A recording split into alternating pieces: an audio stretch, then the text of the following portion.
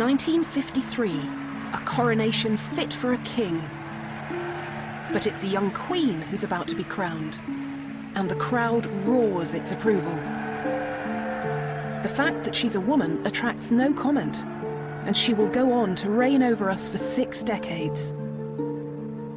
But England's queens haven't always been greeted with such adoration. Throughout our history, women and power have made an uneasy combination. 800 years earlier, another female heir to the throne came to Westminster for her coronation. She wasn't met by cheering crowds. Instead, she was chased away from the capital by an angry mob. Her name was Matilda, the first woman to make a claim to the English crown in her own right. But 800 years ago, power was inescapably male. There was no question in the medieval world. Men ruled, and women didn't. A king was a warrior who literally fought to win power, then battled to keep it. Yet despite everything that stood in their way, a handful of extraordinary women did attempt to rule medieval and Tudor England. This series is about the queens who challenged male power and the fierce reactions they provoked. When they pursued power like kings, these royal women were criticised and condemned. Most graphically of all, they've been vilified as she-wolves. These are the stories of the she-wolves of England. And to explore them is to realise just how far we've come and how little has changed.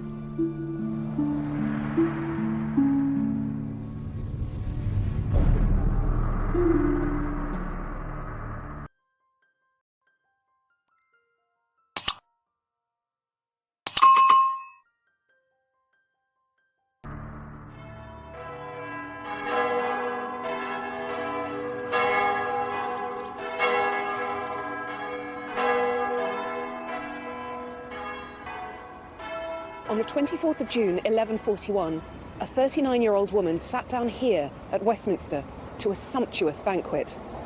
It was a feast to celebrate her planned coronation as Queen of England. Matilda, it seemed, was about to become the first woman to rule England in her own right. Matilda was the daughter of Henry I and granddaughter of William the Conqueror, but you won't find her on the roll call of English monarchs. This faint manuscript image is the only contemporary picture of her that's into almost 20 years of catastrophic civil war. Matilda herself has gone down in history as a domineering and destructive woman, perceived by men as a she-wolf, simply because she dared to challenge the assumption that only a man could wear the English crown. And her bid for the throne began with a tragedy, the death of the male heir, her brother William. It happened not in England, but when he and their father were returning from their territory across the Channel in Normandy. This sleepy village, Barfleur in Normandy, was once the greatest port on the Norman coast. It was from here that Matilda's grandfather William, Duke of Normandy, set off to conquer England in 1066. 54 years later, another Norman fleet set out from Barfleur to cross the Channel. At its head was the King of England, Henry I, in his great dragon-headed longship. And behind him, in a newly fitted-out vessel called the White Ship, was his son and heir William, with a large party of young noblemen. It was November, late in the year for what could be a treacherous crossing. But the water in Barfleur harbour was still and glassy, and there seemed no need for concern. The king set sail first at twilight, to be followed by William and his company of ebullient young aristocrats. But when the White Ship slipped out into the dark water, everyone on board was roaring drunk.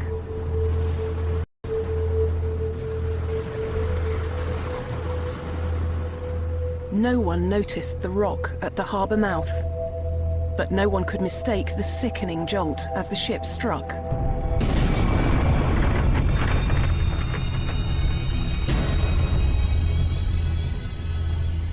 It took only minutes to sink.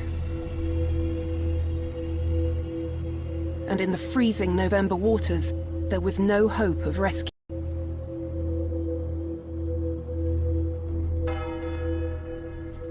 the chronicler William of Malmesbury wrote, "No ship that ever sailed brought England such disaster." "It was such a calamity that 2 days passed before anyone dared to break the news to King Henry. When eventually a stuttering boy was pushed forward to tell him that his son was dead, the king collapsed in anguish." It was a personal tragedy, but for a king, the personal was always political, and all Henry's hopes for his country's future had been swallowed by the sea, along with his drowned son. Norman kings had worn the English crown for just over 50 years, but already a dynasty had been founded, and a new source of sons and heirs. But now there was no natural successor to continue the line. No boys. Just a daughter called Matilda. There had never been a female heir to the English throne. But then again, there was nothing explicitly to say that a woman couldn't inherit the crown. The revolutionary effects of the conquest, which had swept away all precedent and tradition, meant that Norman England hadn't yet developed fixed rules about how a new monarch should be chosen.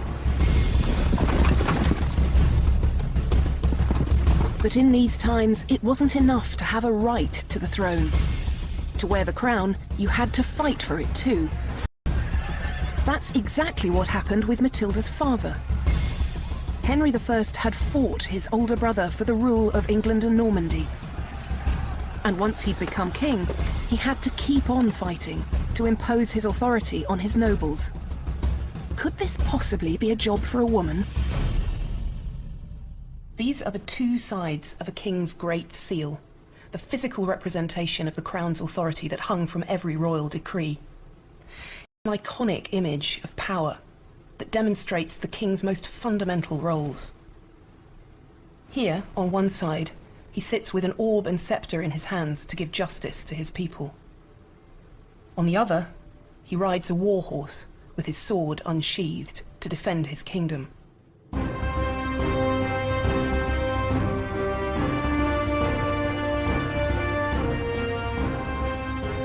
Even today, power still looks, sounds and feels overwhelmingly male. Back then, there was no question in contemporaries' minds about the order of God's creation. Men ruled, and their women obeyed. In fact, the Anglo-Saxon word for queen didn't mean a female king. It meant the wife of a king. And as a king's wife, a queen could advise her husband, or even represent him. But her authority always depended on his. And it was this limited kind of queenship, as royal wife to a royal husband, for which Matilda had been prepared since birth. When she was a small child, her father sent her to a foreign land to be married to a complete stranger. At the age of 8, she'd already begun an extraordinary career.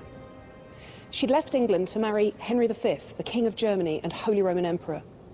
Since then, she'd been fated as his empress, the greatest court in Europe. And as a result, she had a powerful sense of her own majesty.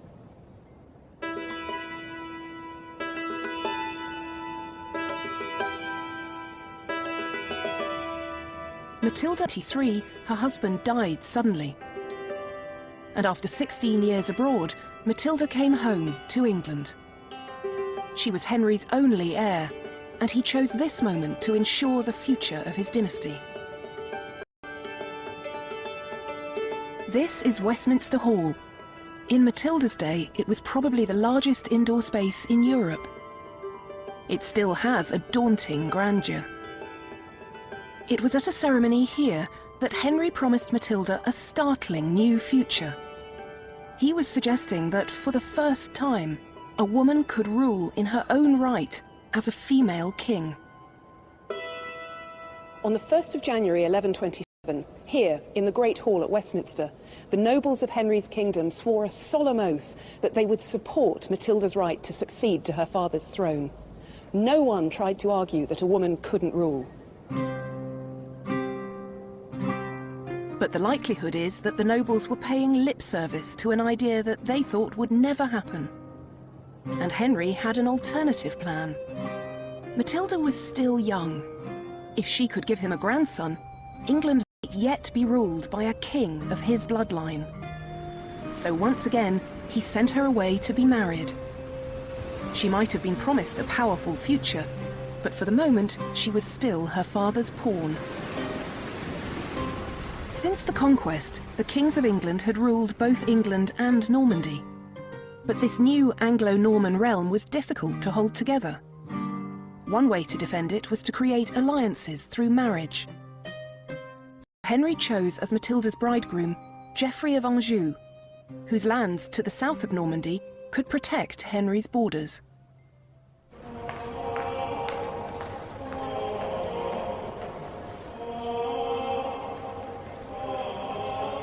In June 1128, Henry came here to his Norman capital, Rouen, to knight his prospective son-in-law. Henry was delighted with the match, but Matilda wasn't so pleased. The good news? Geoffrey was so handsome and athletic that he was nicknamed Geoffrey the Fair. The bad? He was only 15. Matilda clearly wasn't dazzled by Geoffrey's good looks. He was 11 years younger than her, and her junior by far in status and experience. She'd just lost a husband who'd been a father figure as well as an emperor, and now she was offered an arrogant teenager as his replacement. She tried to resist the match, but in the end she had no choice. She did her unpleasant duty and married him. But Matilda didn't give in easily. She never called herself Countess of Anjou. Instead, she always insisted on the greater magnificence of her own title as Empress and daughter of the King of the English. As such, Matilda knew what her father expected of her, that she should produce a male heir. But just a year after the wedding, the unhappy couple were living apart. Matilda might have given up on her marriage, but her father hadn't. In 1131, he imposed a reconciliation on the couple, and to good effect. In the spring of 1133, Matilda gave birth to her first child, a healthy boy called Henry, after his proud grandfather. A year later, she had a second son. So Henry had his male heirs. But he was in his 60s, and it would be years before they grew up. And there was more. Having a family of her own meant that Matilda's loyalties were now split. The arrival of his grandsons was a dynastic triumph for Henry.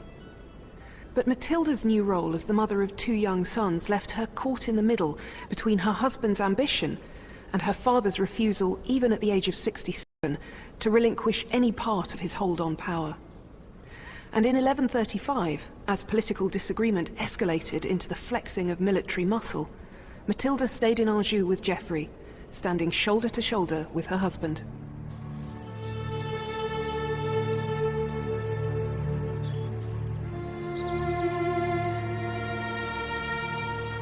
But just as Matilda was fighting for power for her husband, she was suddenly offered power in her own right.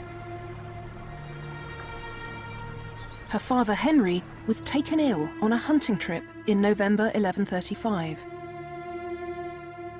Knowing that his grandsons were not yet old enough to succeed him, as Henry lay dying, he insisted that the nobles abide by the agreement they'd made 8 years earlier to allow Matilda to rule. And as soon as the news of her father's death reached her, Matilda made her first move in becoming queen. She rode north to seize control of Argentan, an important fortress that was crucial to the rule of Normandy. But then she went no further. She discovered she was pregnant.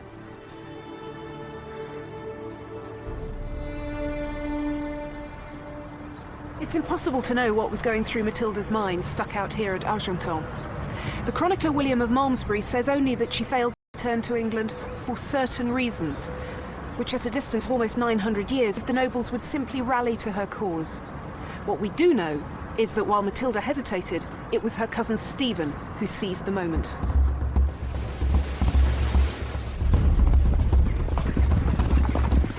Stephen was a powerful man and an effective soldier. He rode to Winchester, where his brother was bishop, and had himself crowned king. For Matilda, this was a shocking betrayal. Stephen had been among the nobles who had sworn allegiance to her when her father was alive. Matilda believed absolutely in her right to the throne. But her big mistake was to assume that others did too. Male might, it seemed, still overcame female right. According to a chronicle known as the Gesta Stephani, the Deeds of Stephen, there was no one else at hand who could take the king's place and put an end to the great dangers threatening the kingdom. This is hardly an impartial account. It was written by a monk with close ties to Stephen's court, and Stephen is the hero of the story. Unfortunately, no one was writing Matilda's story. Stephen's masterstroke was his speedily arranged coronation. Once God had made him king, no man, let alone a woman, could undo it. Stephen's kingship had taken effect in the moment he was anointed with holy oil. But in that instant also lay the seeds of civil war. Two different forms of royal legitimacy now stood in opposition to one another. Matilda was the only legitimate child of the previous king, and the nobles had sworn allegiance to her as his heir. But Stephen had just been anointed and crowned as Henry's successor. Victory for one now meant defeat for the other.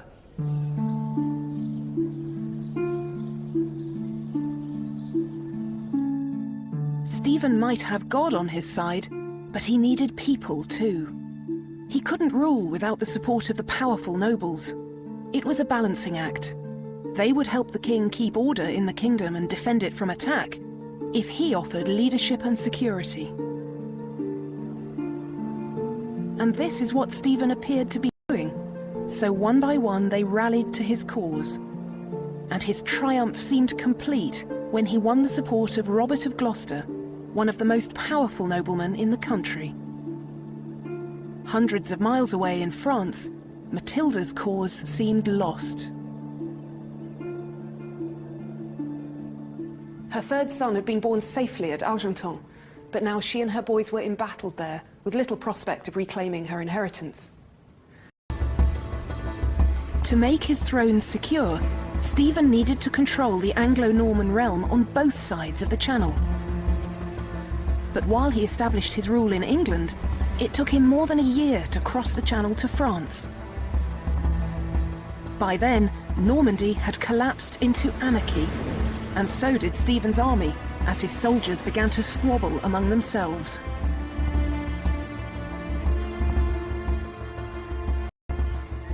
At her base at Argenton, news reached Matilda that Stephen's campaign in Normandy was disintegrating into chaos.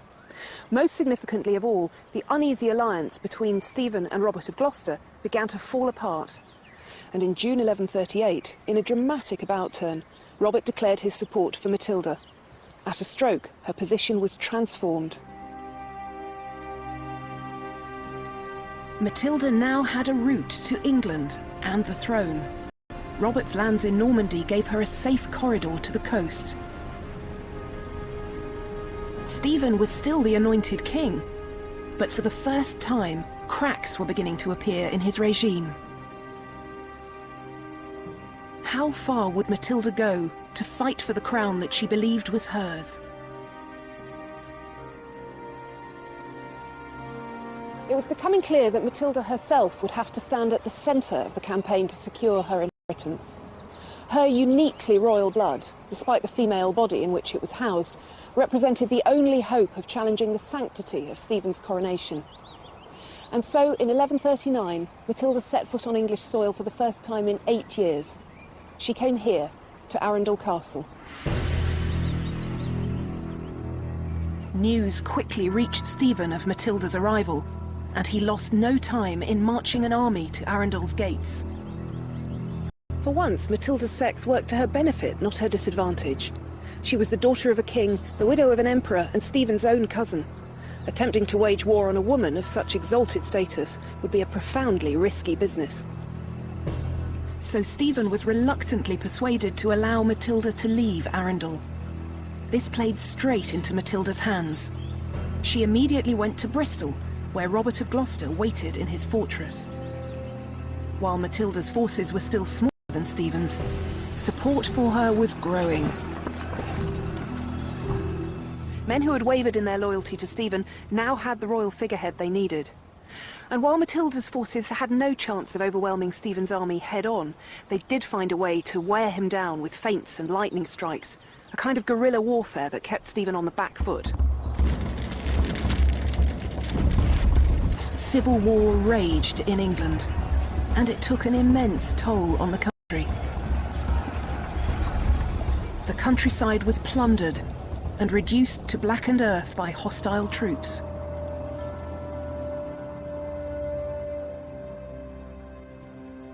It was a dreadful thing, said the chronicler William of Malmesbury, that England, once the noblest place of peace, the peculiar habitation of tranquility, had sunk to such wretchedness.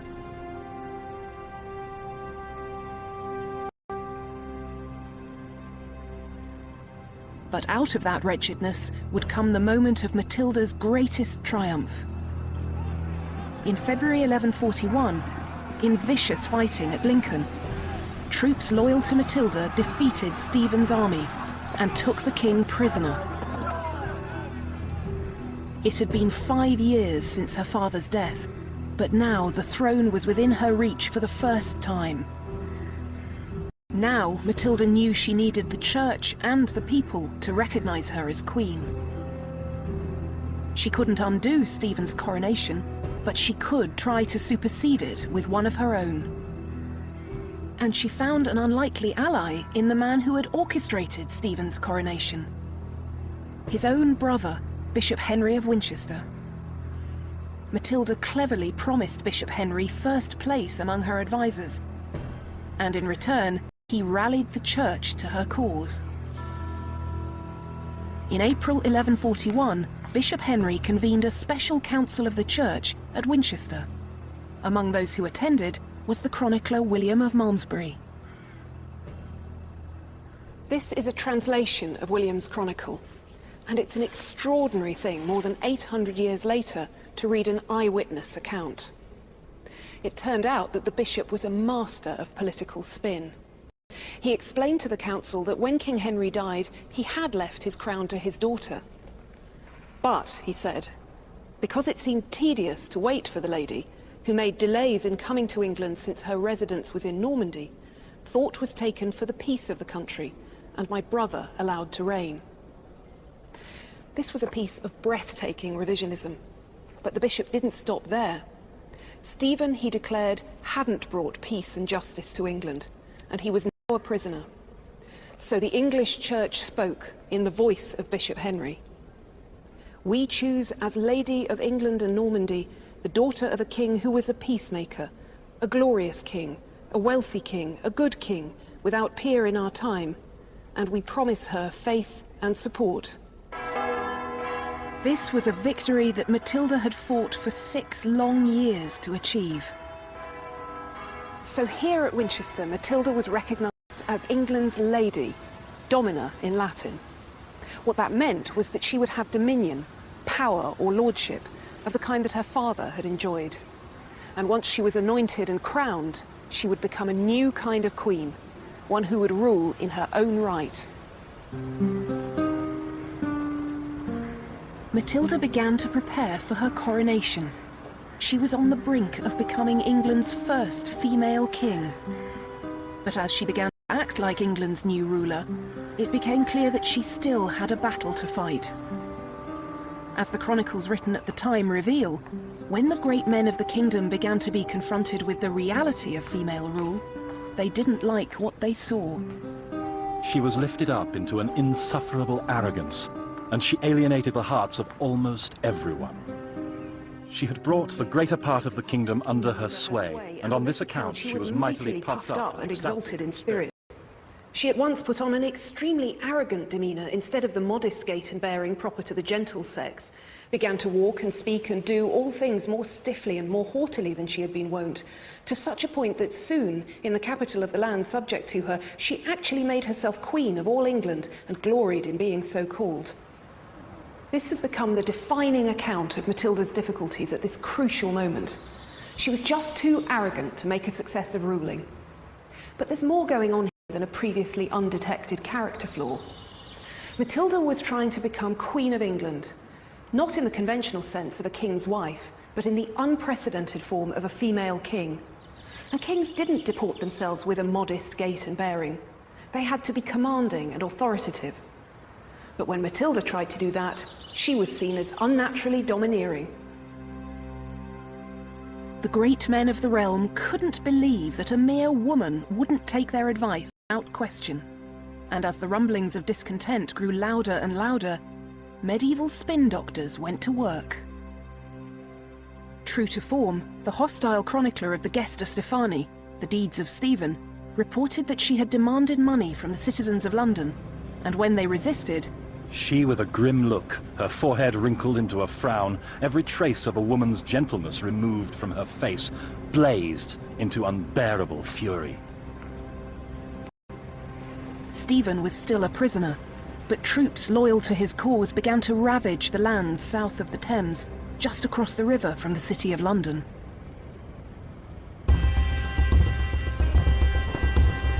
Pressed on with her coronation plans. She was so close to her moment of triumph, but at the last moment, everything began to unravel.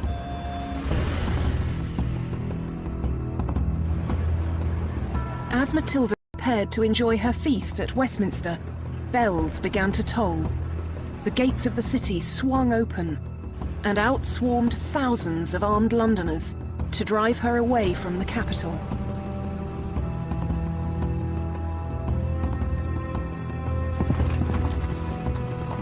All Matilda's hopes of being crowned queen were trampled into the dirt, along with the feast she had left behind.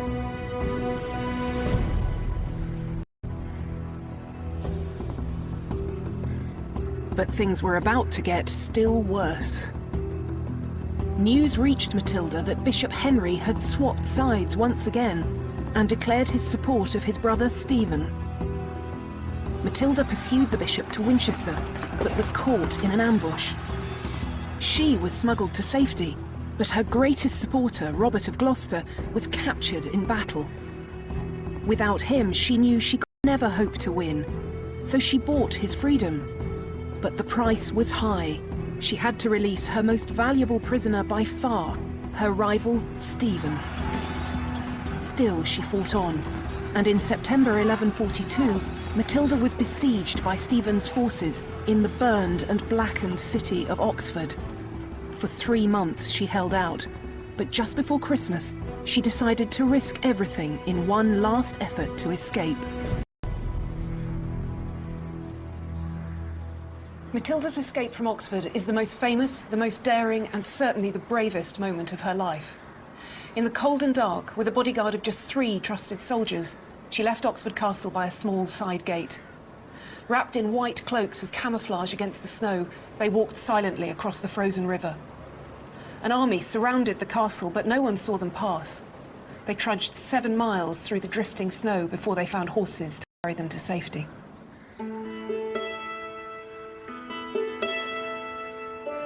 It was a courageous escape by anyone's standards.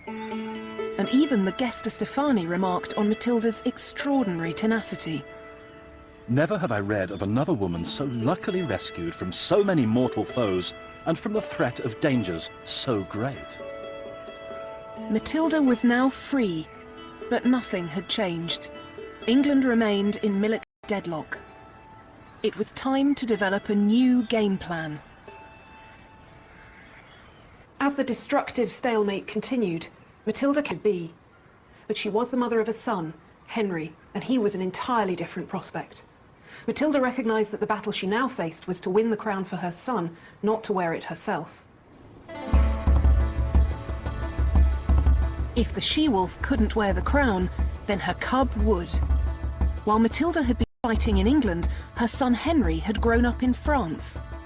As a strong and energetic warrior, he had all the promise of a future king, and Matilda decided that the time had come for him to fight for his grandfather's kingdom. Stephen's position had depended on his ability to offer security and leadership. But the anarchy of the long years of civil war had undone all that. According to the Anglo-Saxon Chronicle, England's people felt abandoned by God, saying that while they suffered, Christ and his saints slept. And so, in the face of dwindling support, Stephen was forced to agree a compromise. He would remain as king, but at a ceremony here in Winchester, Stephen recognised Henry as his successor. Matilda had won, but the cost of her victory was her own political eclipse. She wasn't even mentioned by name in the treaty that brought an end to the conflict that had dominated her life. It wasn't long, though, before her self-denial was rewarded. Stephen died in October 1154, and 2 months later, almost exactly 19 years since Matilda's father had died, her son was crowned King Henry II. With her son safely on the throne, Matilda returned to Normandy and settled just outside its capital, Rouen, where she acted as Henry's counsellor and sometimes his royal deputy. Matilda had shown how hard it was for a woman to rule in her own right. In the end, she sacrificed her own claim to the throne to ensure her dynasty continued. She had lost the battle, but she had won the war. Her father would have been proud of her, and her son certainly was. Henry never forgot the importance of his mother, and always called himself Henry Fitz-Empress, son of the Empress.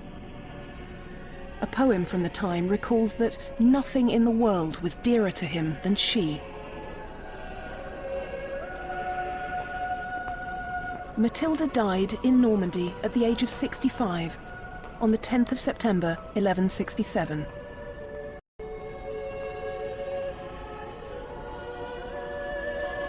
Political pragmatism that made her son king.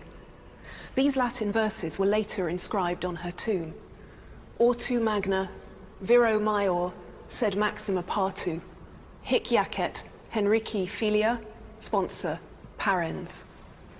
Great by birth, greater by marriage, but greatest in her offspring.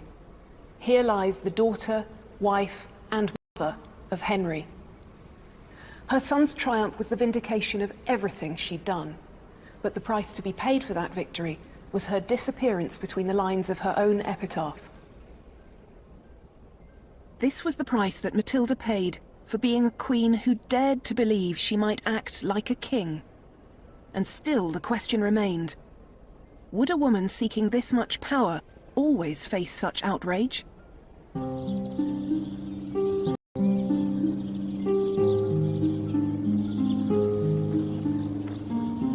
Her daughter-in-law would attempt to find out, with just as much determination as Matilda herself. But as the centuries have gone by, Eleanor of Aquitaine's fame has endured less as a she-wolf than as a queen of the romantic world of chivalry and courtly love. In fact, we know very little for certain about Eleanor's looks or her emotional life. The only contemporary image of her that survives is this effigy from her tomb at Fontevraud Abbey, and it's hard to get a sense of the extraordinary woman behind this mask-like face. One clue to her intellect is perhaps the book she's holding, not a typical prop for a medieval woman. But then Eleanor wasn't typical in anything she did. She spent 80 years at the centre of European politics, not as a passive consort, but as a dynamic force in her own right. Above all, she was a woman who believed in her own agency, her ability to determine her own fate.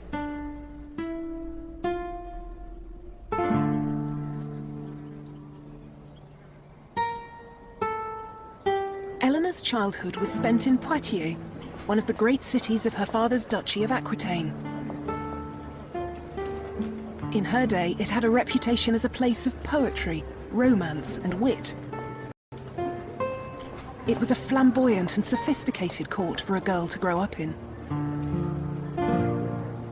This exquisite church, with its elaborate carvings and richly painted walls, gives us a rare glimpse into the sumptuousness of Eleanor's early life.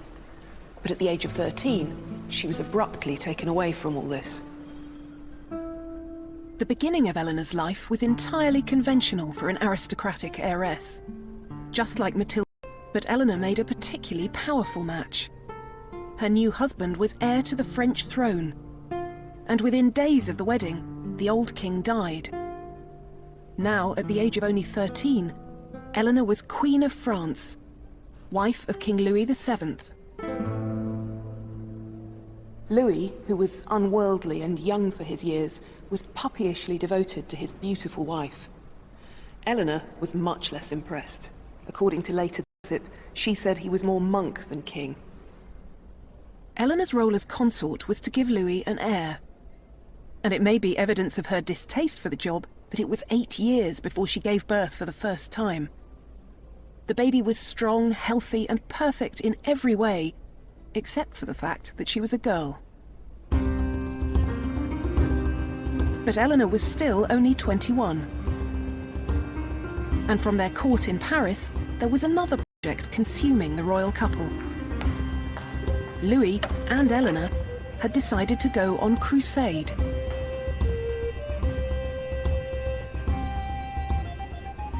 Here at Saint-Denis, in June 1147, Eleanor knelt to receive the Pope's blessing during the Crusade's elaborate send-off, and she almost fainted on a suffocatingly hot day. But she didn't show any such vulnerability in the face of the very real dangers of the Crusade itself.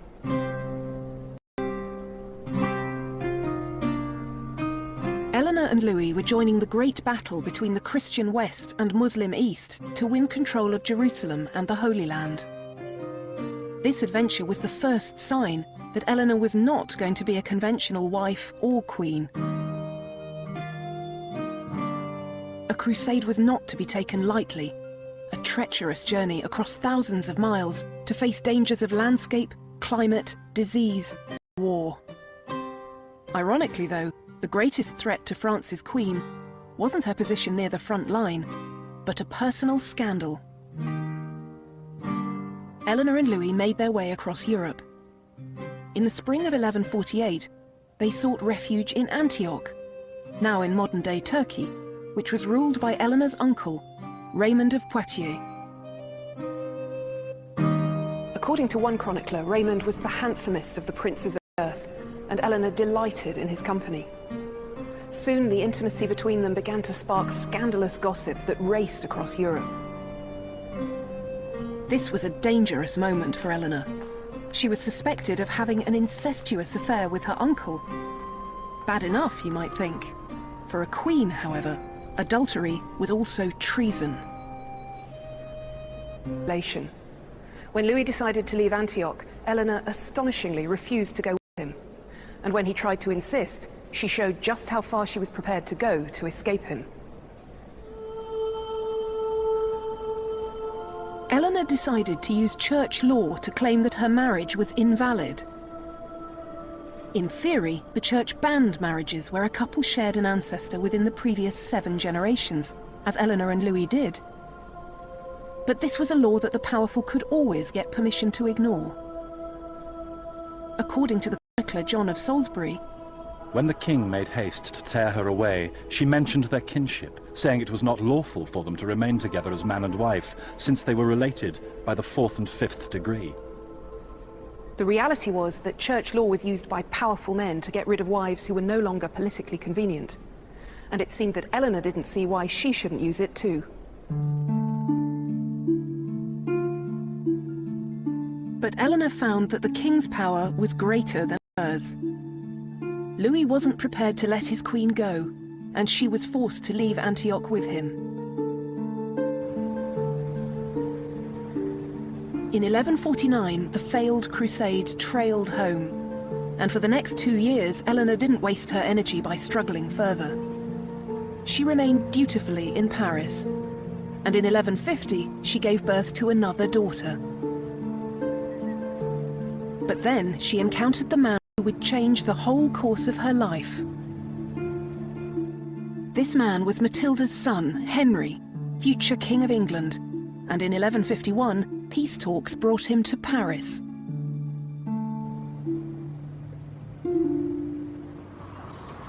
Eleanor and Henry must have met when he came to the French court in the summer of 1151, though the chroniclers are tantalizingly silent on the subject. He was 9 years younger than Eleanor, a fiery and charismatic young man, boundless energy as a soldier and a leader. And just 7 months later, the difficulties in Eleanor's marriage erupted into the open once again. This time, it was Louis who had given up the fight to keep his wife by his side. In March 1152, a committee of French bishops annulled their marriage, and Eleanor left Paris immediately for Poitiers.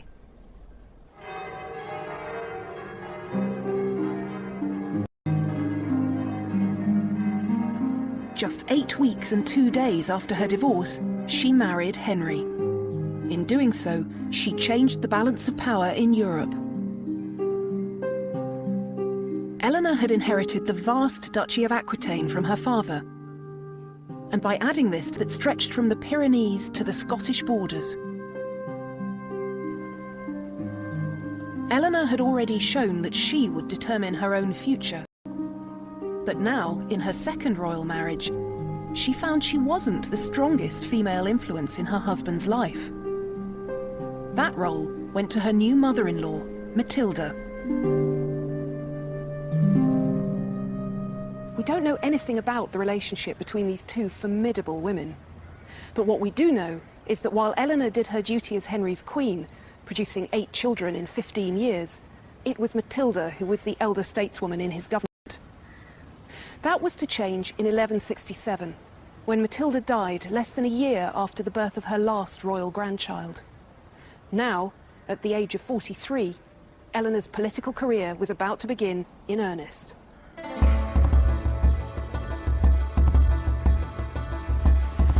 The task of governing Henry's huge and unwieldy empire was a challenging one, which kept him constantly on the move. Aquitaine, at its most southern edge, was culturally and politically alien to Henry, but it was Eleanor's homeland. And in 1168, Eleanor went to govern the duchy in her husband's name. For Henry, this was a matter of political strategy, but for Eleanor, an opportunity and a welcome homecoming. Hidden inside what are now the law courts, Eleanor's city of Poitiers is all that remains of her vast palace. We don't know very much about the details of Eleanor's rule, but it's clear that she exercised independent power here, holding great courts where she gathered Aquitaine's lords around her. But she wasn't accused of unnatural pride as Matilda had been in England. Instead, her role as Aquitaine's duchess was accepted. A woman in charge was much less challenging, it turned out, if she were ruling as the lieutenant of an absent husband. However, the stories that surround this period of Eleanor's life are tales of romance and chivalry. Aquitaine was the home of the troubadours, who sang of knights declaring their passionate devotion to unobtainable ladies and attempting heroic deeds of valor to win their hearts.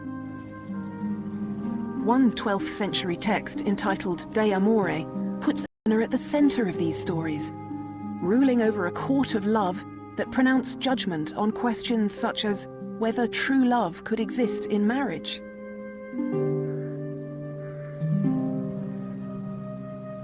Idea has persisted so powerfully. How much easier to think of Eleanor as the queen of romance, concerned with emotions, not politics. But what Eleanor did next, I think, demonstrated in the most dramatic way just how important power was to her.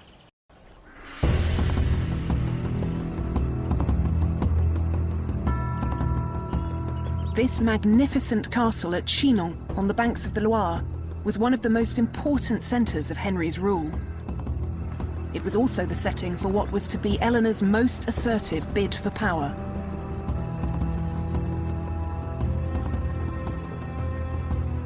Eleanor never had a claim to be a monarch in her own right, but her children did. And as a mother, she was prepared to fight tooth and claw for her son's rights. It was a fight that would dominate the rest of her life. Male heirs were a medieval king's greatest asset, the insurance that his dynasty would prevail. But grown-up sons weren't always prepared to wait patiently while their father still reigned. When Eleanor's 3 eldest boys reached their teens, they were champing at the bit for a share in ruling their father's empire. And although Henry promised them a role to play, he couldn't bring himself to delegate real power. In 1173, their oldest son had had enough of his father's empty promises. Under cover of night, he rode away from Chinon to defect to Henry's great enemy and Eleanor's ex-husband, the King of France. Eleanor's husband was devastated at their son's betrayal, but Henry was about to get a much bigger shock. When he sent for his wife and his younger sons, he discovered that Eleanor and the boys had also left for Paris. It was clear that Eleanor, too, was in open revolt against her husband and king. Why did Eleanor turn on her husband? The story that's often told is that she was violently angry about Henry's affair with a beautiful young woman named Rosamond Clifford, known as Fair Rosamond, the Rose of the World. There's no way of knowing now what Eleanor thought or felt, so we'll never be sure exactly what was going through her mind when she rebelled against her husband. And once again in Eleanor's life, emotion gets used to fill a gap left by an absence of evidence. All kings had mistresses, and Eleanor was worldly wise enough to know that. But she had a formidable political brain, and it's much more likely that she, like her sons, was angry that the power Henry had given her in Aquitaine wasn't everything he'd promised. Eleanor was treading an intensely dangerous path, but she had thinkable when she left one king to marry another. Now her second royal husband was standing in the way of her ambition, and she would leave him too. Sons rebelling against their father were a cause of outrage and sorrow, but the 12th century had seen it all before. A wife rebelling against her husband was a new and profoundly alarming phenomenon. One chronicler scoured his archive to find more than 30 examples of sons taking up arms against their father, but not a single precedent of a queen in revolt against her husband. In a public letter, the Archbishop of Rouen told Eleanor that she threatened the very fabric of society. "Man is the head of woman," he said. "We know that unless you return to your husband, you will be the cause of a general ruin."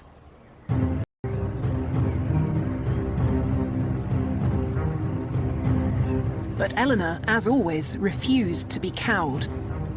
She set about mustering support from the disaffected lords of Aquitaine, who were always ready to resist Henry's rule. Finally, she rode north to join her sons. But she never arrived. She was captured on the road by her husband's forces. According to one chronicle, they found her disguised as a man.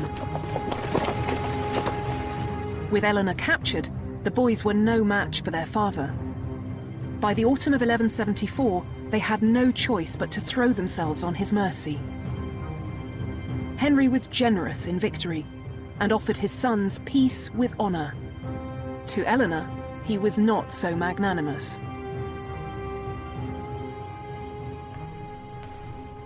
Eleanor was taken as a prisoner from France to England, and for the next 15 years she's almost lost in silence. We don't even know for certain where she was held. But for a woman who'd always believed in her own agency, captivity can only have been relentlessly difficult to endure.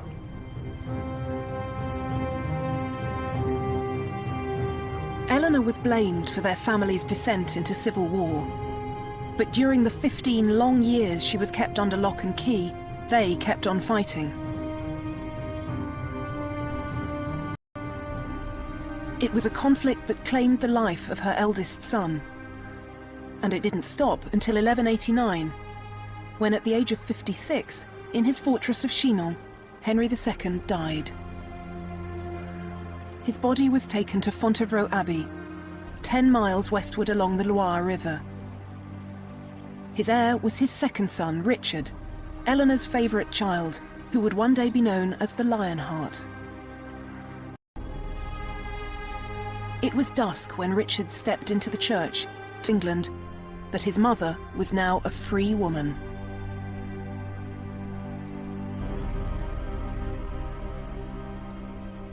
Eleanor was 65 years old, and after 15 years in captivity, her moment had come. And this time, she wasn't just given the Duchy of Aquitaine to rule, but the Kingdom of England. Richard sent word that his mother should have the power of doing whatever she wished in the kingdom. Eleanor had to rule England because Richard was away on crusade. And unusually for Eleanor's controversial career, her power didn't provoke critical comment. It seemed that a Queen Mother ruling on behalf of her son, the King, was infinitely more acceptable than a queen ruling in her own right.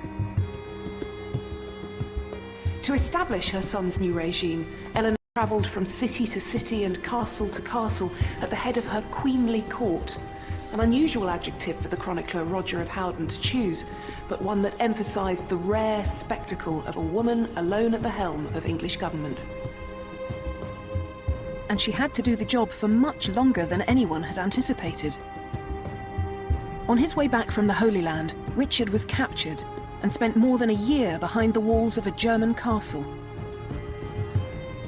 It was Eleanor who kept the peace in England during his absence, and Eleanor who raised the ransom that eventually bought his freedom.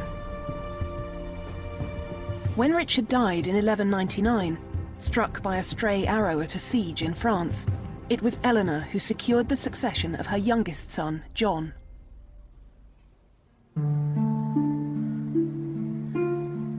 Amazingly, at the age of 75, she travelled hundreds of miles, the length and breadth of France, to support John's rule. But eventually, age and exhaustion caught up with Eleanor. She returned here to Fontevraud to rest, and from that point on, she retreated into silence. Eleanor died on the 31st of March 1204, at the age of 80. Despite her long years of conflict with her husband, she was laid to rest beside him.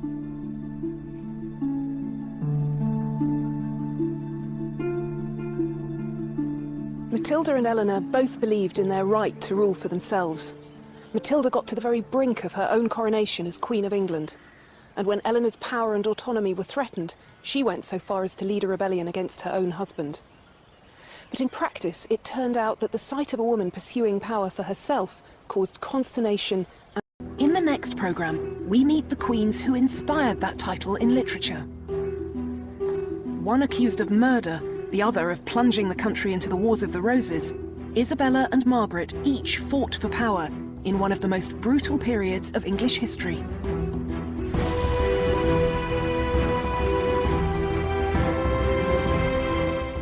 Nina Ramirez delves into the lives of the medieval kings here on BBC HD tomorrow at 7 in Illuminations. Back to tonight now, though, and we're getting a lesson in Norwegian waffles next with the Hairy Bikers.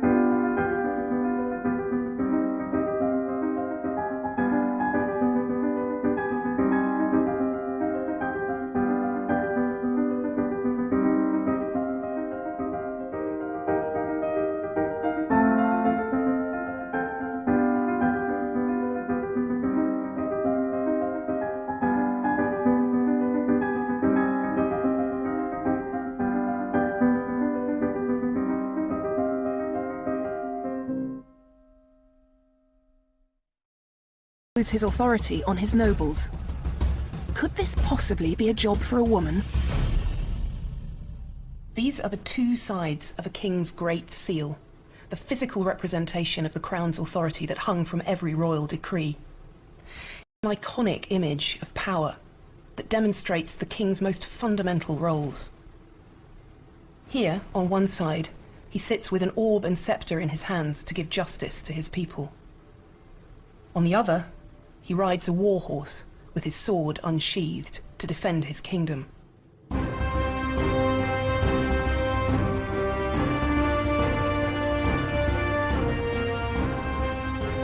Even today, power still looks, sounds and feels overwhelmingly male. Back then, there was no question in contemporaries' minds about the order of God's creation. Men ruled, and their women obeyed. In fact, the Anglo-Saxon word for queen didn't mean a female king. It meant the wife of a king. And as a king's wife, a queen could advise her husband, or even represent him. But her authority always depended on his.